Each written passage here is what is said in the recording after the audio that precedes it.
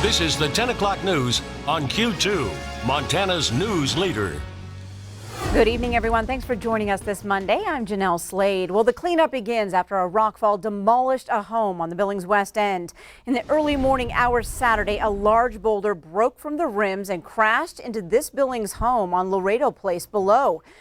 Then more rocks fell in its wake, blocking off the residential roadway. Now, city officials tonight are asking the people of Billings to stay away from that area. A nearby homeowner shared his fears at the Billings City Council meeting this evening. Q2's Mitch Laggy was at that meeting and is standing by now with the very latest. Mitch. Jeanelle, the city has placed reader board signs on either side of the rockfall, asking people to stay out. It's also asking people to have courtesy and stay out of the city parkland above and below the fall. Billings City Administrator Chris Kukulski said the city has hired the help of a geologist to determine the stability of the area around the fall. A question remains of the liability. How much is the city responsible for cleaning up? That's something that city staff will discuss tomorrow. A resident of Laredo Place expressed concerns about a chunk of rock left unsupported after the slide. To his eye, it appears a likely candidate to cause another disaster. So the city thinks hard and considers our safety and does the right thing as far as getting that rock down. So every night now we're just waiting for every crack and pop, waiting for it to come down and take out our house again. So. City officials and neighbors will hear the geologist's report tomorrow. In the meantime, don't cross any signage above or below the rims telling you to keep out. Billings police said in a tweet, people may face arrest and charges for violating the restricted area. Jeanelle? All right, thanks, Mitch. Well, water and fish in Montana and Idaho now showing signs of contamination following a study of the Kootenai River. That EPA study pinpointed the elevated levels of selenium and nitrates from upstream coal mining in British Columbia, Canada. Now, samples were pulled from the areas immediately below the Libby Dam up to the Canadian border. The selenium levels in fish are at levels that affect some fish reproduction, and water nitrate levels up nearly 3 times from samples taken 15 years ago. The Montana DEQ is working with the British Columbia Ministry of Environment to develop a plan to remedy the contamination. A missing Hardin woman found dead and a community now demanding answers. The 18-year-old's death is now bringing forward outcries from family, friends, and advocates.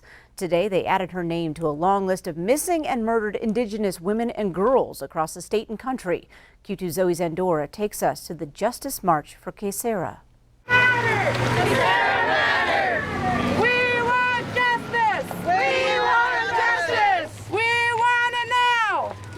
Hundreds of marchers walked through Hardin on Monday morning, demanding justice following the recent death of an 18-year-old woman. Somebody knows something!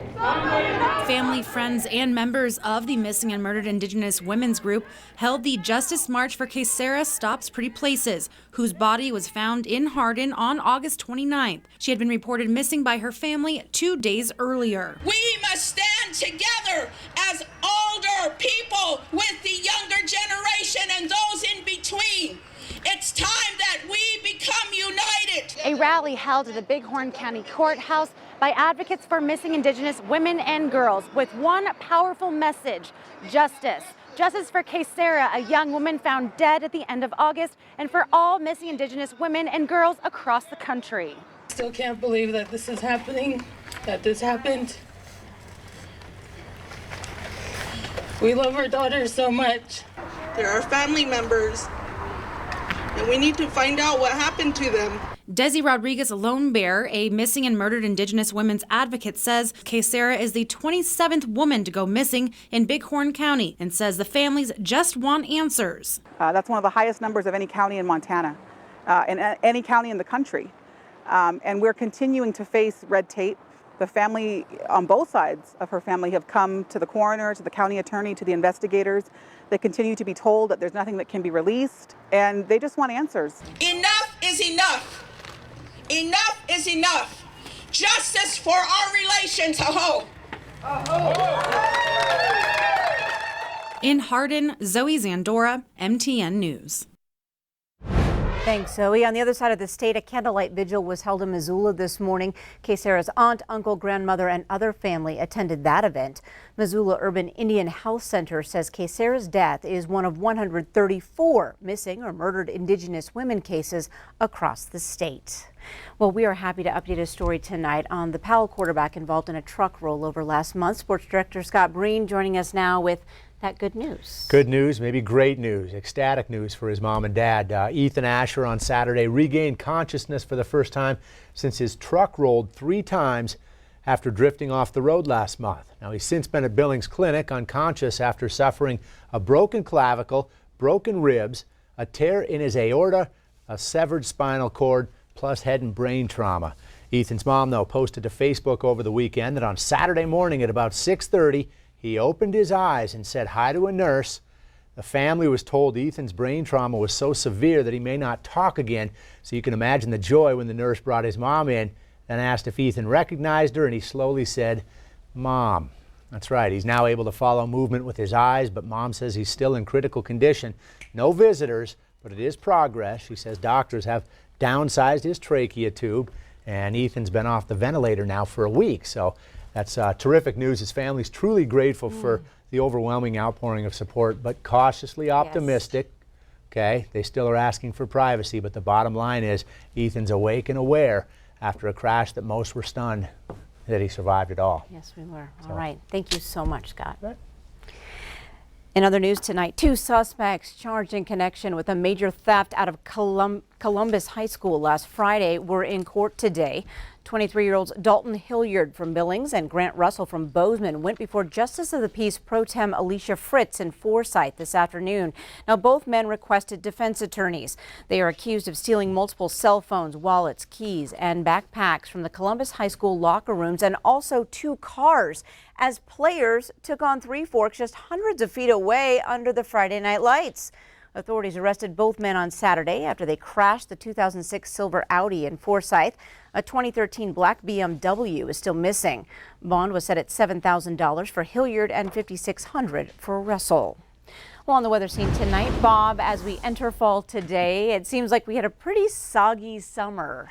It's time to look back at summer, and we're going to do what we call the meteorological summer. That's from June 1st until August 31st. We just do it that way because it's a little easier not to mess with partial months and stuff like that. So here's what we have for you. As we look back at the records, Billings had 71.1 degrees. That was your average temperature this summer, which was actually a couple of degrees ahead of normal. As far as precipitation, well, it turned out to be the 6th wettest on record. We had 6.21 inches of precipitation in Billings. That was 2.02 inches ahead of normal. Other places like Livingston, Miles City, and Sheridan, they all had temperatures into the 60s. Most of them were actually ahead of normal in precipitation, but it looked like maybe Miles City and also Sheridan were a little bit cooler than average. Miles City is about 4.6 not inches, but 4.6 degrees, a little bit cooler than average, and Sheridan was about 0.06 cooler than average. Anyway, for this fall, we're looking at some cooler weather, maybe some snow moving in. Yeah, snow. We'll chat about that in a few minutes. All right, thanks so much, Bob. Well, another big day for Billings Logan International Airport as its next endeavor is cleared for takeoff. Today, another groundbreaking ceremony, this time for a $55 million expansion. Now, that project will take place over the next 4 years to build on concourses, more food options, and introducing a great room to the airport. Now, grants have been coming in the last few years to help fund that expansion. Well, coming up on tonight's 10 o'clock news, the UN summit brings calls for religious freedom and fires up youth over climate change. Plus, a celebration of the people who helped make Butte America. We'll check it out. And in sports, Huntley Project's volleyball girls have a win streak of more than 70. Scott shows us how the Red Devils do it.